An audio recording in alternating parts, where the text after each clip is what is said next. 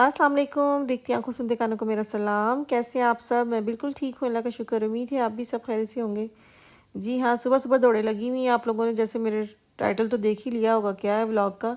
तो जी हाँ, मैं जा रही हूँ ट्रिप पे, तो उसके लिए मैं सुबह सुबह उठ के अपने लिए बना रही हूँ सैंडविच, क्योंकि मुझे लगता है कि वहाँ भूख लग जाएगी। क्योंकि खाना हम लोगों ने शाम को खाना तो थोड़ा बहुत हल्का फुल्का साथ ले जाएंगे।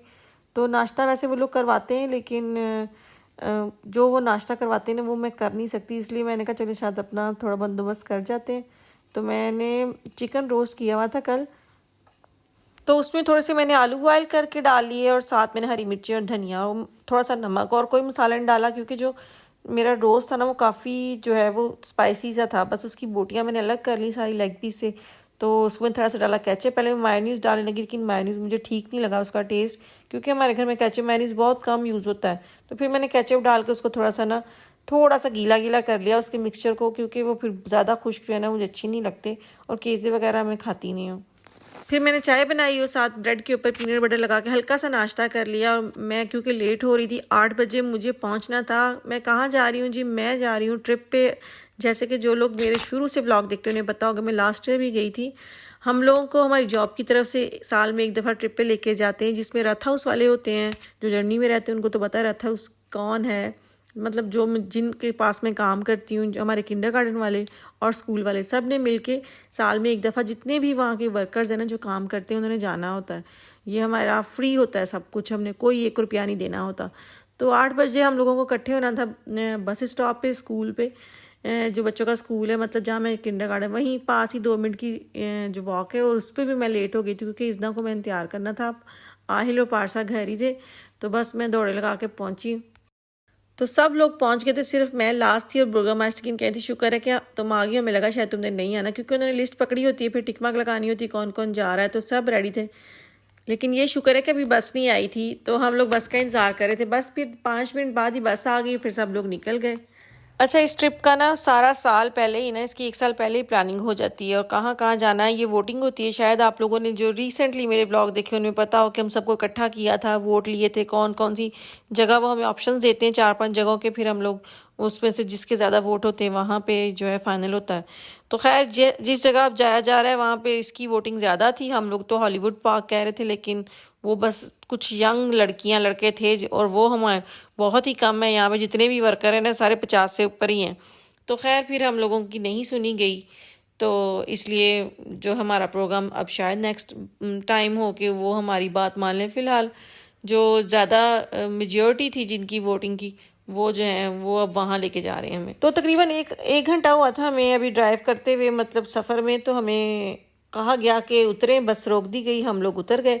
हमें नहीं पता हमें कहाँ लेके जाए थे जी। हमें लेके जाया जा रहा था रेस्टोरेंट में, और ये हमारे लिए बहुत बड़ा सरप्राइज़ था। हमारे लिए एक लग्जरी जो उन्होंने नाश्ता रखा हुआ था, जो लास्ट टाइम नहीं था। लास्ट टाइम उन्होंने सारी ब्रेडें वगैरह, छोटी मोटी सलामियाँ सलूमियाँ, केज़े, सब कुछ जो है वो उन्होंने खुद अरेंज किया था। बस रुका के 2 बेंचें निकाली और कहा कि खाएं। और यहाँ यहाँ क्या नाश्ता था, ओए होए, देख के दिल खुश हो गया। एक से एक मूसली, हर तरह का फ्रूट, हर तरह का सैलेड, केज़े, अंडे बॉयल और फ्राई किए हुए सलामियाँ, मतलब, और ब्रेडें इतनी किस्म की पूछे मत, दही, जूस, मतलब जो आप लग्जरी सोच सकते हैं नाश्ता, वो सब कुछ था। और मैं तो घर से हल्का फुल्का नाश्ता कर गई थी, मेरे पास तो बिल्कुल गुंजाइश नहीं थी। वो कहते ना घरों जाओ खा के ते अग्गों मिलन पका के, वो वाला हिसाब हुआ। पिछली बार भूखे रह गए कि वहाँ पे नाश्ता करवाएंगे, और उन्होंने वो सूखी सूखी सी ब्रेडें दे दी हमें और केज़े सूखा सा दे दिया, वो मेरे अंदर ही नहीं गया हलक से। और आज ऐसा नाश्ता, होए होए, 2 घंटे थे हमारे पास कि आप 2 घंटे में आराम से रिलैक्स होकर नाश्ता करें। और हम लोग तकरीबन 50 लोग थे। 49 हम लोग कुलीग्स थे, और 50वां जो था वो बूसवारा था, मतलब जो ड्राइवर था। तो 50 लोगों का नाश्ता उन्होंने इतनी वाफिर मकदार में रखा था कि जैसे जो कोई चीज़ ख़त्म होती थी फ़ौरन से ले आते। मतलब बुफे स्टाइल था, जितना मर्जी खाएं, पर बंदे के हिसाब से उन्होंने जो है वो नाश्ता लिया था। लेकिन खैर बहुत मज़ा आया, सब ने बहुत इंजॉय किया। मेन चीज़ जो यहाँ पे हमारे इस पिकनिक की, या वो क्या कहते हैं ट्रिप की होती है ना, वो ये होती है कि जितने भी वर्कर्स हैं एक दूसरे से पर्सनली जो है ना वो मिलें जुलें और एक दूसरे से बात करें, एक दूसरे को जानें, तो वाकई इससे हमें बहुत ज़्यादा फ़र्क पड़ता है। सारा साल तो सिर्फ अपना अपना काम करते हैं और घरों को वापस चले जाते हैं। इस तरह जब ये साल में 2 बड़े इवेंट्स होते हैं हमारे सारे, जो हमारे रथ हाउस की तरफ से हमें होते हैं, एक तो हमारा दिसंबर में डिनर होता है और ये एक गर्मियों में ये जो है ट्रिप होता है। तो बस जी हम लोग नाश्ता करके अब जा रहे थे वापस अगली अपनी मंजिल के लिए। अच्छा, आप लोग सोच रहे होंगे ये कौन सा हाई-फाई नाश्ता है। ये जो जितने भी यूरोप के मुल्क हैं, जितने भी अंग्रेज़ हैं, ये हेल्दी नाश्ता करते हैं। हमारी तरह निहारियाँ और क्या कहते हैं हलवा पूरी पाए, ये सब यहाँ तो चलता नहीं। तो ये लोग अच्छी तरीके से, जब बच्चे भी इनके ना, जब बच्चों का भी कभी नाश्ता होना है स्कूल में, तो ये सारी चीज़ें खाते हैं और ये इतनी हेल्दी, आप जितना मर्ज़ी खा लो, आपको इससे नुकसान कोई नहीं है। और वैसे भी ये लोग क्या, वैसे भी कहावत बनी हुई है ना कि नाश्ता करो बादशाहों की तरह और दोपहर का खाना खाओ नॉर्मल लोगों की तरह जो मिडिल क्लास होते हैं, और रात का खाना खाओ गरीबों की तरह। तो कसम से ये ऐसे ही खाते हैं। जर्मन लोग बहुत खाते हैं, 5 टाइम खाते हैं, लेकिन थोड़ा थोड़ा खाते हैं। हम लोगों से ये 3 गुना ज़्यादा खाते हैं। मेरे साथ जितनी भी मेरी कुलीग थी, वो 3-3 4-4 दफ़ा अपनी प्लेटें फुल करके लेके आई और आराम आराम से सुकून सुकून से खाते हैं। 2 घंटे मतलब वो मुसलसल खा रहे थे। मैंने एक बार ही प्लेट ली और बस उसके बाद मुझसे मैंने कॉफ़ी ली उसके बाद, लेकिन खाया नहीं गया। लेकिन ये लोग खाते हैं और ठीक से खाते हैं, उसको हज़म करते हैं और फिर दोबारा खाते हैं। हमारी तरह नहीं कि पहले इतने हैवी नाश्ते कर लेने, फिर जो है फिर बंदे से उठा ही नहीं जाता। तो खैर जी, इसके बाद हम पहुंच गए थे जी। मुझे इसका नाम मैं आपको ज़रा बताती हूँ, मुझे समझ नहीं है इसका नाम क्या है। एक बार यहाँ पे बहुत ज़्यादा ट्रिप वगैरह आते हैं, बड़ी स्पेशल जगह है ये। कोई वो समझ लें जिस तरह की गार नहीं होती, गार हीरा, और इस तरह की गार बनी हुई है कोई। और इसका सबसे पहले उन्होंने जो हमें इंस्ट्रक्शन दी ना, सबसे पहले जो इंस्ट्रक्शन ये थी कि जी इसका टेम्परेचर जो है ना, अब अपने अंदर जाना है 7 से 10 टेम्परेचर होगा इसका सेंटीग्रेड। और बाहर का टेम्परेचर आज तो बाय चांस 29 था टेम्परेचर, कल 38 था। तो मतलब 10 टेम्परेचर कम हो गया था आज में। मौसम बहुत अच्छा था, शुक्र किया हम लोगों ने। अगर हम कल आते ना तो हमारी हालत हो जानी थी, लेकिन शुक्र है कि मौसम काफ़ी बेहतर हो गया। और अंदर का मौसम उन्होंने कहा 7 से 10 सेंटीग्रेड होगा। तो सब लोग हल्की हल्की जैकेटें लेके आए हुए थे, क्योंकि हमें पहले से पता था कि हमने जहाँ जाना है वहाँ ठंड होगी। तो सब ने देखें जर्सियाँ पकड़ी हुई, हल्की हल्की जैकेटें ली हुई सब ने। तो बस जी इसके बाद हम लोगों ने ली अपनी अपनी टिकट्स और जाके खड़े हो गए इंटरनेट्स पे। वहाँ हम लोगों ने गार्ड का इंतज़ार करना था, जिसने हमें सब कुछ बताना था, एक्सप्लेन करना था क्या क्या कुछ नहीं। और उसके बाद अनाउंसमेंट हुई कि क्या क्या प्रिकॉशन है, आप क्या क्या नहीं कर सकते। सबसे बड़ा पंगा तो पड़ गया जी, आप फ़ोन नहीं यूज़ कर सकते, मतलब तस्वीरें नहीं खींच सकते, व्लॉग नहीं बना सकते, वीडियो नहीं बना सकते। और दूसरी बात, किसी चीज़ को टच नहीं कर सकते। ये एक कार सी है जो नेचुरली तौर पे बनी हुई है, कोई 7000 साल, शायद उससे भी बहुत पुरानी, कहते तब लोग भी नहीं थे तब की बनी हुई है।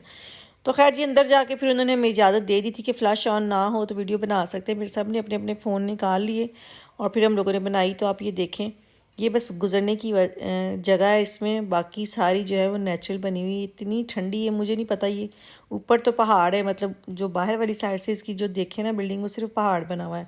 ये अंदर है कुछ इस तरह से। इन्होंने सिर्फ जो एक रास्ता बनाया है और एक इन्होंने लाइटें एक्स्ट्रा लगाई हुई है, बाकी सब कुछ जो है ना वो नेचुरल है।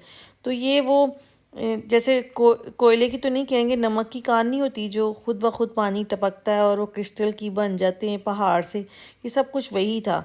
तो हम लोगों के 2 ग्रुप्स बने थे। आधा ग्रुप्स जो है वो 22 लोगों का और आधा 22 लोगों का अलग।